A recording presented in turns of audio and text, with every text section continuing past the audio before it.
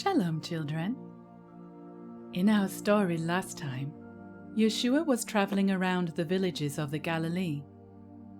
He was telling the people there about the kingdom of Elohim.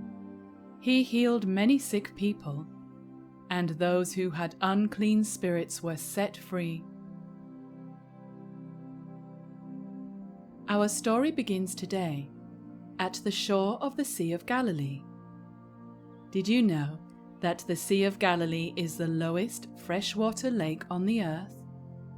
Sometimes it is also called the Sea of Kinneret, or harp, because of its shape. It looks like a 22-stringed harp, the type that would have been used in the temple service. Well, Yeshua was stood at the shore of the lake, and nearby were two empty fishing boats. They belonged to some fishermen whom we have already met, Shimon, Jacob, and Andrew. The men had been out all night on the water and were now cleaning up their nets. A large crowd gathered around Yeshua, pressing on him to hear the word of Elohim. There were no microphones in those days, so it would have been very difficult to talk to such a large crowd. So Yeshua got into one of the boats and asked Shimon to push it out into the water, where he could speak to the people more easily. There are some parts on the shoreline where a person's voice travels very far. The people would have been able to hear him more clearly from there. After Yeshua had finished teaching, he asked Shimon to take the boat out to the deeper part of the lake and to put down the nets to fish. Shimon explained that they had been out all night and they had caught nothing. But because Yeshua told him to do this, he would listen to him and try fishing again. So many fish were caught in his net that the men had to ask the owners of the other boat to come and help haul in the enormous catch.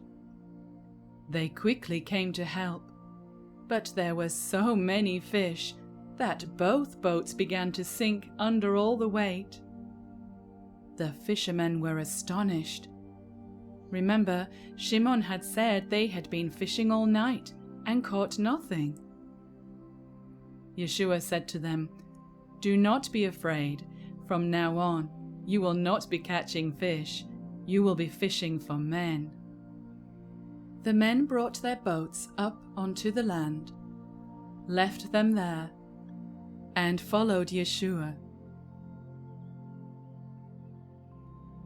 Now you may be wondering, if the men were no longer earning money through catching fish, how will they provide for their families? Well, that enormous harvest they caught that day would have been sold. They would have received a lot of money, enough for all the families to live on for quite some time.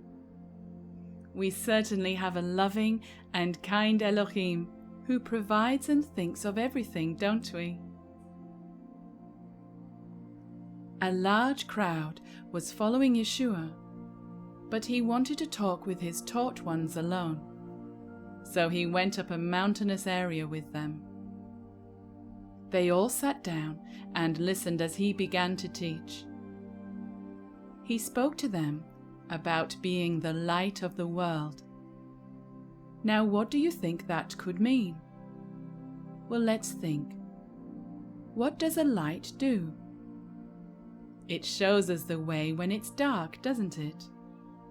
Now, if I take a lamp and put it underneath a big basket, what happens to the light? Yes, it will be hidden away. If the room is very dark and I put that light under the basket, we will not be able to find our way around and we will fall all over the place. In the Psalms we read, "Your word is a lamp to my feet and a light to my path." So if the light Yeshua is talking about is the Word, or the Torah. Our lights, therefore, are how we walk out the Torah, the instructions of Adonai. Yeshua told his taught ones not to hide their lights. Rather, they were to let their light shine before men, so others could see their good works, that is, their obedience to Adonai, and so glorify the Father in heaven. Yeshua continued. He explained to his disciples, "Don't think that I have come to destroy the Torah and the writings of the prophets. I have not come to destroy them, but to fulfill them." Not long ago, we heard the story about Yeshua healing a sick man at the pool of Beit Chesed on the Sabbath day. Do you remember how the leaders of the Pharisees were very upset? They said Yeshua had told the man to violate or break one of their laws. But he hadn't caused the man to break Adonai's mitzvot, had he? Yeshua knew the Torah and how it tells us not to add to Elohim's word. He understood that the Pharisee leaders had made up all these new laws, which were making the people's lives very difficult. So he publicly didn't follow all their laws, but he never told anyone to break the law of Adonai.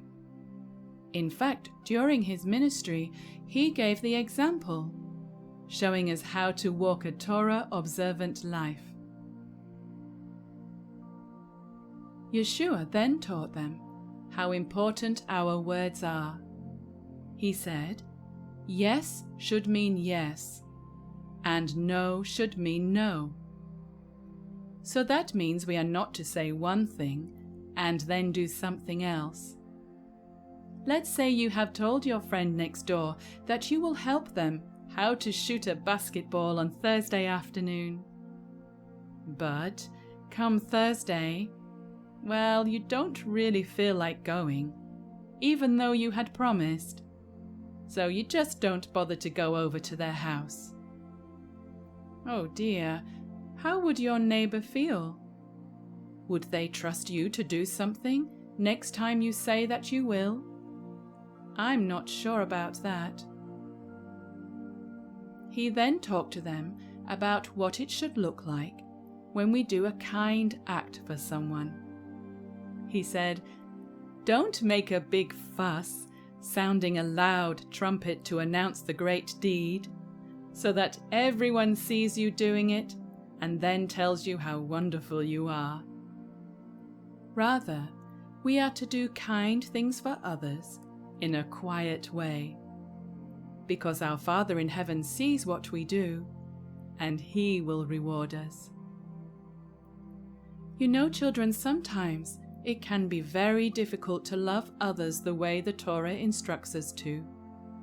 We may get up on the wrong side of the bed one morning and not feel like being nice to anyone that day. Or perhaps you don't like some of the rules your parents have about bedtime, or the table manners that they ask of you.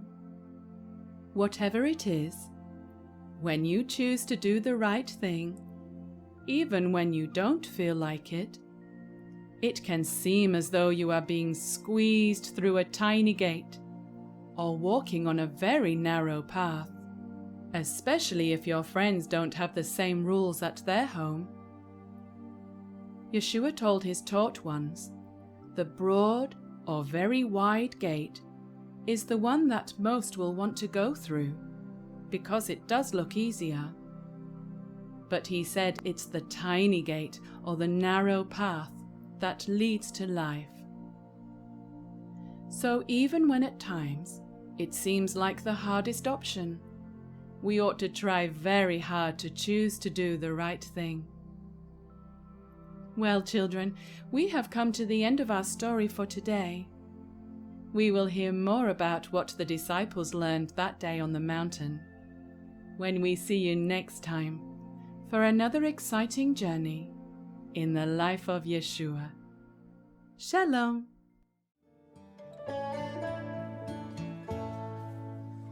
אבינו שבשמיים יתקדש שמך, תבוא מלכותך, יעשה רצונך כבשמיים כן בארץ. את לחם חוקנו תן לנו היום, וסלח לנו על חטאינו, כפי שסולחים גם אנחנו לחוטאים לנו.